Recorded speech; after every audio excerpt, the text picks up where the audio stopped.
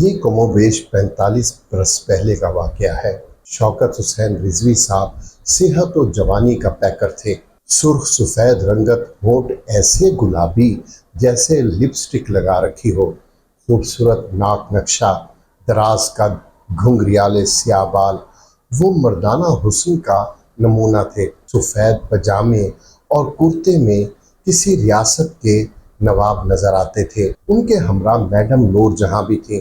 وہ اس زمانے میں میڈم نہیں کہلاتی تھی، صرف نور جہاں یا نور جہاں بیگم کہلاتی تھی۔ شوکت صاحب انہیں پیار سے نوری کہہ کر مخاطب کرتے تھے۔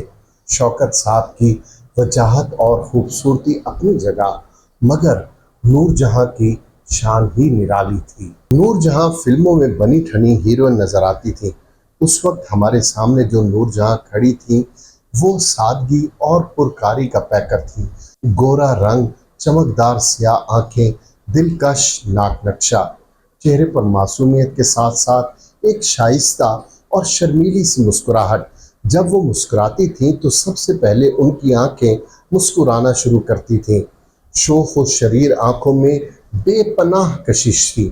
ان کا سراپا ایک خوش اندام گھریلو خاتون کا سراپا تھا۔ وہ سادہ سی شلوار اور قمیض میں ملبوس تھیں۔ سر پر دوپٹہ تھا جو کھسک کر ان کے شانوں پر آ جاتا تھا تو وہ اسے دوبارہ اپنے سر پر ڈال لیتی تھیں۔ ہم انہیں دیکھ کر حیران رہ گئے۔ پیکر تو وہ تھا جو فلموں میں دیکھا کرتے تھے، مگر انداز یکسر مختلف۔ کہاں ہیروئن کی شوخی و بے باکی اور کہاں یہ شرافت، معصومیت اور سادگی۔ ان کا چہرہ بھی میک اپ سے مبرہ تھا، ممکن ہے ہلکا پف یا پاؤڈر استعمال کیا ہو۔ انہوں نے گھریلو خاتون کے انداز میں بالوں کی چوٹی بنائی ہوئی تھی۔ اس وقت تک انہوں نے بال نہیں ترشوائے تھے۔ ہم انہیں دیکھتے رہ گئے۔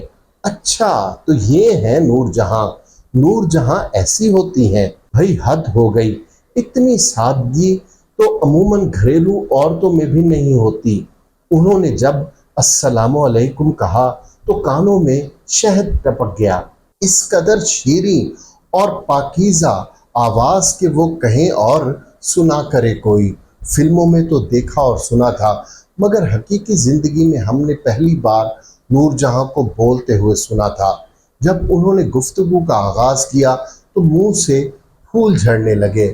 نہایت شستہ اور نستعلیق اردو میں وہ بڑے وقار سے گفتگو کرتی رہیں۔ لب و لہجہ اور تلفظ ایسا کہ لکھنؤ اور دہلی والے بھی اس پر رشک کریں، اور آواز کی مٹھاس اور الفاظ کی نشست و برخاست تو سونے پر سہاگا۔ مگر نور جہاں کی میٹھی اور پیاری باتیں سننے سے پہلے ہمیں شوکت حسین رضوی کی گرج چمک سے واسطہ پڑا۔ ہم نے سلام کیا۔ بیٹھیے بیٹھیے، انہوں نے کہا اور خود بھی ایک صوفے پر بیٹھ گئے۔ نور جہاں ان کے برابر فروکش ہوئیں۔ ہم بھی سامنے والے نرم اور خوبصورت صوفے میں دھسنے لگے۔